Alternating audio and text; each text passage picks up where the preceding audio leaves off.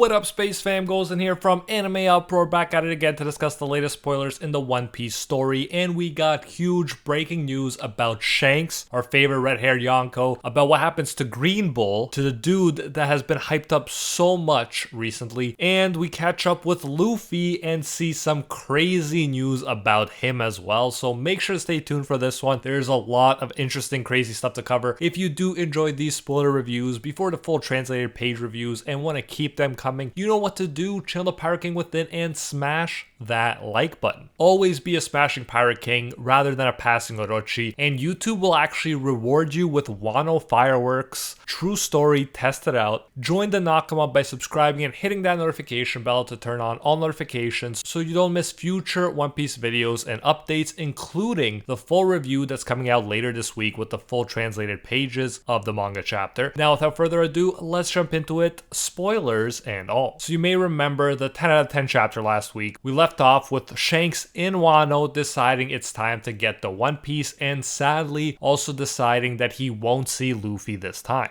Thus, this was a development that may have led to not seeing Shanks again in the following chapter. But luckily, he's still in this one. He's in this chapter, and in a big way too. We learned about Flame Emperor Sabo and how the revolutionaries were successful against Fujitora and Green Bull last chapter. Yamato also got a good hit on Green Bull, and even Green Bull said it hurt. However, Momo told Yamato to stay out of it, and that brings us to the latest chapter called New Era. In other words, it's a big one and seems to be marking the end of Wano and the beginning of something new, and that will make even more sense when we get to the end of the chapter. We're told Momo stopped Yamato from interfering because he wants to save Wano alone, as that's his duty. So it's pretty much what we assumed. He wanted to handle it, and the fact that Yamato might be leaving with the Straw Hats soon makes it all the more necessary for Momo to be able to handle these issues himself, since Yamato won't presumably be here for much longer, despite having the guardian deity of Wano Fruit. We then jump into Momo versus Green Bull, which is sort of hilarious. Last time, Momo was supposed to launch a Bolo Breath, but nothing came out. He hasn't been an impressive fighter so far, while Green Bull was introduced as very OP,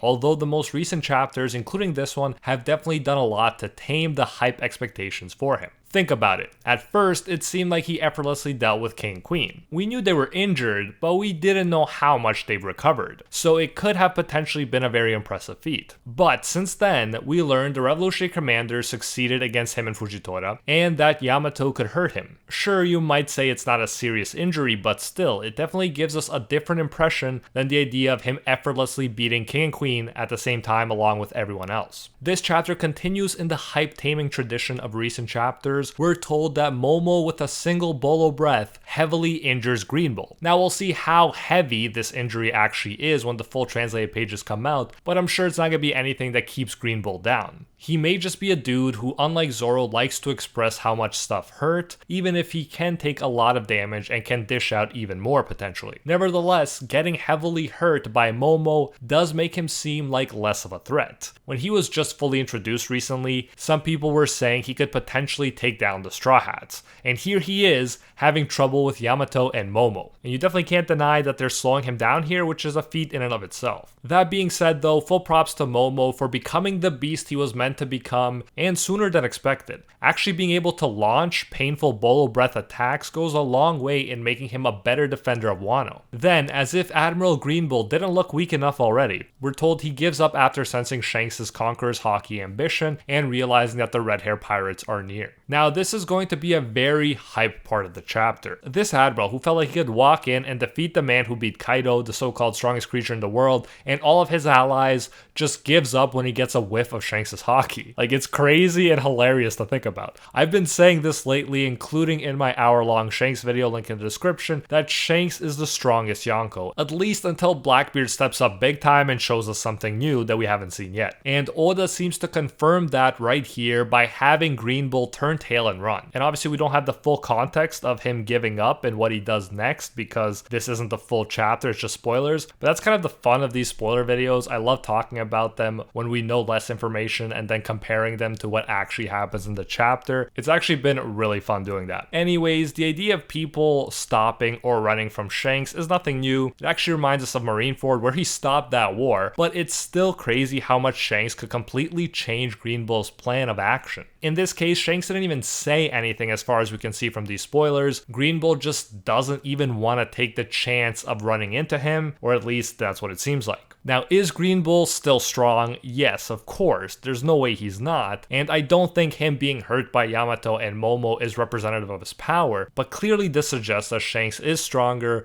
and Green Bull wants none of it. And to be fair to Green Bull, we're told he realizes the red hair pirates are near, so it's Shanks' whole crew he has to consider and not just Shanks. One question is though, why did Shanks let out the Conqueror's Haki? We all suspect, I think, that at least right now, Shanks has the strongest Conqueror's Haki of all Yonko. It was heavily implied when he went aboard Whitebeard's ship pre-time skip, and chances are it's gotten even stronger since. However, at that point, it was suggested that he was letting it out accidentally because he was uneasy being on an enemy ship. So why did he let it out this time at Wano when seemingly he was under no threat? Okay, so Future goes in here, and we got more information about the chapter. So here are the ones relating to this crazy Shanks development. So we're told suddenly black lightning can be seen in the distance. Green Bull feels something is paralyzing him and he screams in pain. He screams out and says, wait, that's Conqueror's Haki. Who are you? What? Red hair pirates. And they're this close? End quote. The Red Hair Pirates ship is still in the sea near Wano. Some of their members ask Shanks to stop or all the rookies are going to faint. So Shanks says, I won't say you're despicable, but a marine targeting those new leaves that just changed pirate history, I think is tasteless. So here Shanks is talking with Green Bull. He's saying stuff to him, but clearly they're not close together. So either Green Bull is just getting his emotion that Shanks is sending through his Conqueror's Haki, or Shanks is somehow sending him his thoughts. But I feel like the emotions is more plausible. As Shanks is saying this, we can see some of his memories together with Luffy, and we also see a silhouette that seems to be Uta, aka Shanks' daughter from the new upcoming movie. Then we see a close-up panel of Shanks. He's very angry. Shanks says, are you afraid of the coming new era? Green Bull returns to his normal form and says he has no intention of fighting Shanks and his crew, at least not now. He finally decides to leave. So this is big for a few reasons, including the fact that now we know that yes, this wasn't Shanks just accidentally letting out Conqueror's Haki. It's because he purposely knew Green Bull was there and he wanted to scare him off, and he succeeded. It's crazy how strong and powerful this dude is and how much sway he has over others,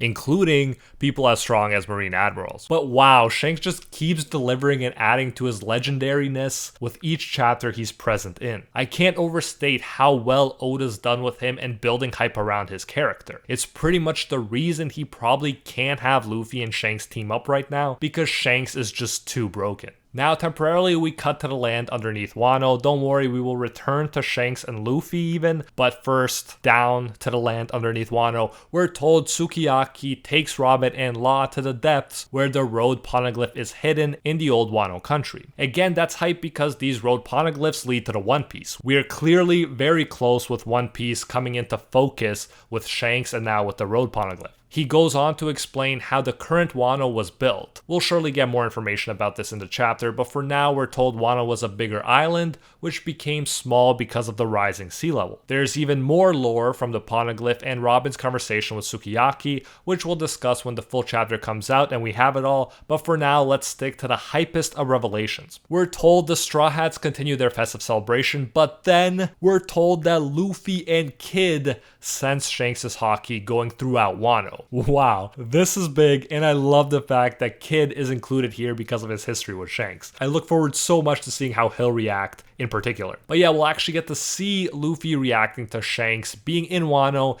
and it won't be a thing where he just completely missed him, which I'm relieved about. Now, Future goes in here with more manga updates. So the way Luffy sensed Shanks didn't go down as I expected. He seems less certain that Shanks was there. Jinbei says, but that Haki has been impressive. Luffy responds, "I know, what was that?" At the end of the chapter, we're told Luffy smiles while the red hair pirate's ship is moving away from Wano, and then Luffy says, "Somehow a familiar face popped in my mind." So in these more complete spoilers, Luffy doesn't actually, as I hoped, know for sure it was Shanks, or at least that's what it seems like. It seems like he just kind of sensed the haki and then saw a picture of Shanks, but isn't sure that it was actually him. Besides that, Kid is not mentioned here as saying anything, so we'll have to see when we get the full translated pages exactly what's going on, but at the very least, at least Luffy and Shanks made some kind of contact. Can't wait to find out more about the specifics, but again, it really seems like Shanks is being hyped up by Oda as the strongest here, someone whose vicinity alone can scare off an admiral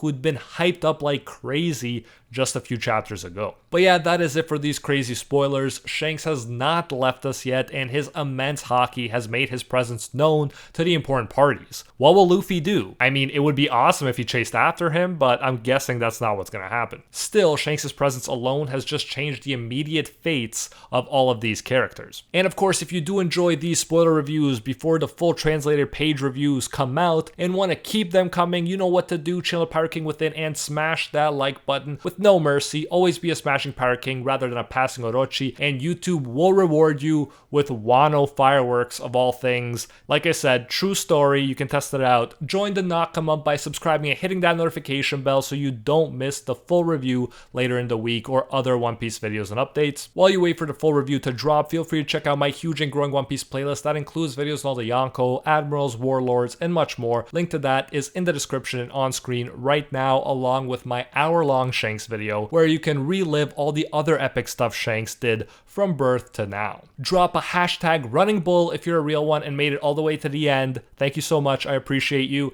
and until next time, see you, Space Cowboys.